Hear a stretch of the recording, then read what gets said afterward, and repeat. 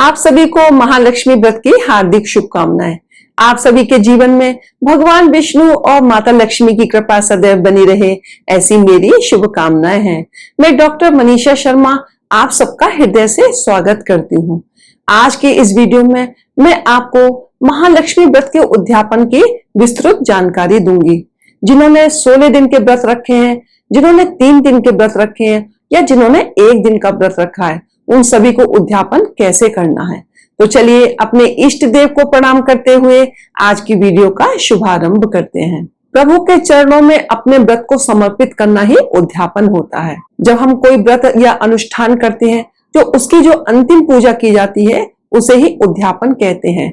देखिए, हम सबसे कई बार पूजा और अनुष्ठान करते समय भूल चूक और गलतियां हो जाती हैं, तो उसी की क्षमा याचना के लिए अंत में उद्यापन किया जाता है। निर्णय सिंधु में कहा गया है कि उद्यापनम बिना यदो तत् व्रतम निष्फलम भवेत, यानी कि उद्यापन करे बिना आपके व्रत निष्फल हो जाते हैं, यानी कि उसका हमें कोई फल प्राप्त नहीं होता है। तो इसलिए जिन्होंने भी 16 दिन के व्रत रखे हैं या जिन्होंने 3 दिन के व्रत रखे थे या जिन्होंने 1 दिन का व्रत रखा है, उन सबको उद्यापन करना अनिवार्य है। देखिए, उद्यापन में और समापन में क्या फर्क है। जो हमने 16 दिन के व्रत रखे हैं या 3 दिन के या 1 दिन के, इनके व्रत को हम बाद में समापन के रूप में समाप्त करेंगे। लेकिन जिन्होंने 16 वर्ष तक व्रत किए हैं, अब वो अपने व्रत को समाप्त करेंगे तो उसको हम उद्यापन बोलते हैं। लेकिन बोलचाल की भाषा में हम सभी को उद्यापन ही कह रहे हैं, तो आप इस बात को समझिएगा। जो ये महालक्ष्मी के व्रत हैं, भादो महीने की शुक्ल पक्ष की अष्टमी से शुरू हुए और ये आश्विन मास की कृष्ण पक्ष की अष्टमी को समाप्त होंगे। कई बार तिथियों के गड़बड़ होने के कारण ये व्रत 15 दिन के हो जाते हैं, कई बार ये 16 और 17 दिन के भी हो जाते हैं। तो इस बार हम 6 अक्टूबर 2023 को अपना उद्यापन करेंगे। देखिए, उद्यापन की विधि शुरू करने से पहले मैं आप सबसे एक बात जरूर कहना चाहूंगी। ये जो भी हम धार्मिक अनुष्ठान करते हैं या कोई व्रत कर रहे हैं या उद्यापन कर रहे हैं, हमेशा प्रसन्नचित्त होकर करें, अपनी सामर्थ्य के अनुसार करें, देश काल और अपने वातावरण के हिसाब से करना चाहिए। देखिए, हमको किसी के दिखावे में नहीं आना है। जितना आप कर सकते हैं आपको उतना ही करना है।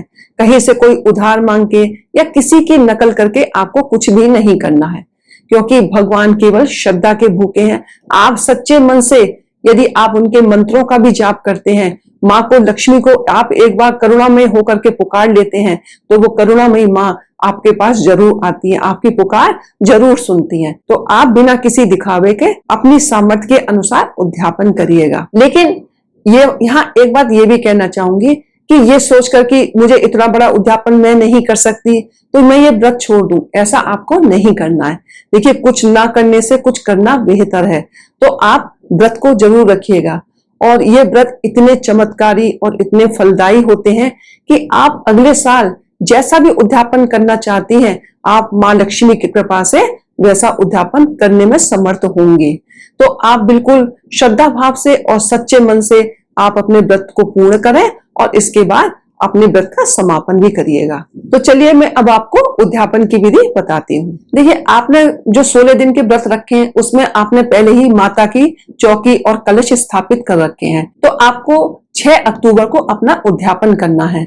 हमें शाम के समय ही उद्यापन करना है, तो आप अपनी पूजा और उद्यापन की तैयारी थोड़ा जल्दी शुरू कर दीजिएगा, क्योंकि उस दिन थोड़ा पूजा लंबी हो जाती है। जिन्होंने लेकिन चौकी की स्थापना नहीं करी है और वो अब समापन करेंगे, तो वो आप शाम को चौकी की स्थापना करेंगे और कलश भी रखेंगे। और माँ की जैसे आप 15 दिन तक विधिवत पूजा अर्चना करते आ रहे हैं, आज भी पहले ही आप ऐसे ही विधिवत पूजा अर्चना करेंगे। माँ का भोग बनाएंगे, क्योंकि इस दिन पंडित पंडितानी को भोजन कराया जाता है। आप उस दिन घर में तरह तरह के पकवान बनाएंगे। विधि यह है कि 16 पंडित पंडितानी के जोड़ों को भोजन कराया जाता है। उन्हें वस्त्र, दान, दक्षिणा देकर विदा करा जाता है। श्रृंगार पिटारी जो होती है वो भी 16 रखनी है और उसमें 16 श्रृंगार की चीजें रखनी है। हम शुरू में ही एक श्रृंगार की जो पिटारी है माता के सामने रख देते हैं। तो वो वहां पे रखी रहेगी और उस श्रृंगार पिटारी को आप अपने लिए इस्तेमाल कर सकते हैं। उद्यापन के दिन एक थाली भोजन आप माता लक्ष्मी के सामने रखेंगे और पंडित पंडितानी को भोजन कराएंगे।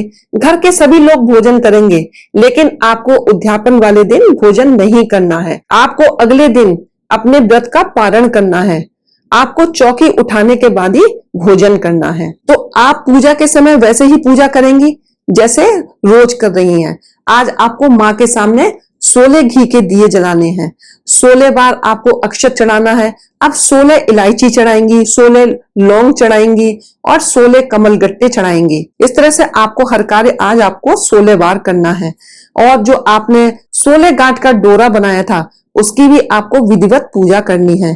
फिर अपने हाथ में उसको बाद में पूजा के बाद बाएं हाथ में पहन लेना है। स्त्रियां बाएं हाथ में पहनेंगी और जो पुरुष हैं वो अपने सीधे हाथ में उस डोरे को धारण करेंगे। आज आप सायंकाल में मुख्य द्वार के दोनों ओर अपना दीपक जरूर जलाएंगे और माँ लक्ष्मी को अपने घर में आने का निमंत्रण देंगे। माता तुलसी के सामने आपको एक दीपक प्रज्वलित करना है।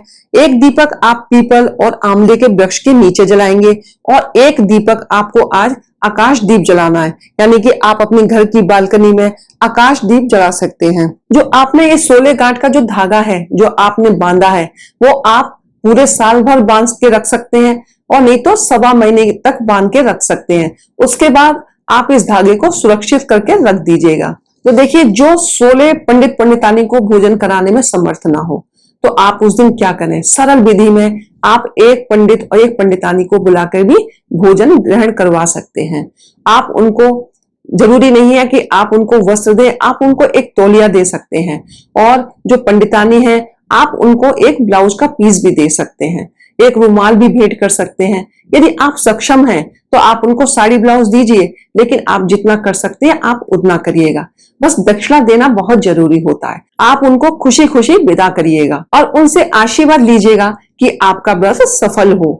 तो आप सरल विधि में भी उद्यापन कर सकते हैं, यानी कि आपने एक पंडित पंडितानी को भोजन कराया, एक उनको श्रृंगार पिटारी दी, आप इतना भी कर सकते हैं। तो ये आपकी उद्यापन या समापन की विधि है। आप दूसरे दिन क्या करेंगे, जब चौकी हटाएंगे तो देखिए, जो कलश का जो जल है, कलश का जल आप अपने घर में छिड़केंगे और बचे हुए जल को अपने पेड़ पौधों में डाल देंगे।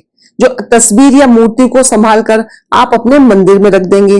जो आपने चावल आपकी चौकी पर रखे हुए हैं उनको पक्षियों को डाल देंगे। कुछ चावल के दाने आप अपने चावल वाले डिब्बे में डाल दीजिएगा। कलश का जो सामान है, यानी कि सिक्का है, हल्दी की गांठ है, जो भी आपने उसके अंदर डाला था, आप उन सबको अपने धन वाले स्थान पर भी रख सकते हैं। जो कलश के ऊपर नारियल रखा था, आप नारियल को अपने घर में प्रसाद के रूप में बांटकर खा सकते हैं। चौकी के ऊपर जो कपड़ा था, आप उस कपड़े को संभाल कर रख लीजिए और आगे आने वाली पूजा में आप उसका इस्तेमाल कर सकते हैं। जो पुष्प हैं, आम के पत्ते हैं, जो और भी चीजें हैं, उन सबको आप विसर्जित कर सकते हैं। या तो जल में विसर्जित कर दीजिए, नहीं तो किसी पीपल के पेड़ के नीचे या बरगद के पेड़ के नीचे भी आप रख सकते हैं। इस तरह से मैंने आपको सरल शब्दों में उद्यापन की विधि बताई है। ये बहुत चमत्कारी व्रत है, तो आप जरूर करें और माँ का आशीर्वाद आपको अवश्य प्रदान होगा। मुझे पूर्ण विश्वास है कि आपका व्रत अवश्य सफल होगा। यदि आपको आज की वीडियो मेरी अच्छी लगी हो तो प्लीज लाइक करें, मेरे चैनल को सब्सक्राइब करें, शेयर करें, बेल आइकन को प्रेस करें ताकि आगे आने वाली वीडियोस का नोटिफिकेशन आपको प्राप्त हो सके। तो मिलते हैं अगली वीडियो में कुछ नई जानकारी के साथ। हर हर महादेव, जय भोलेनाथ।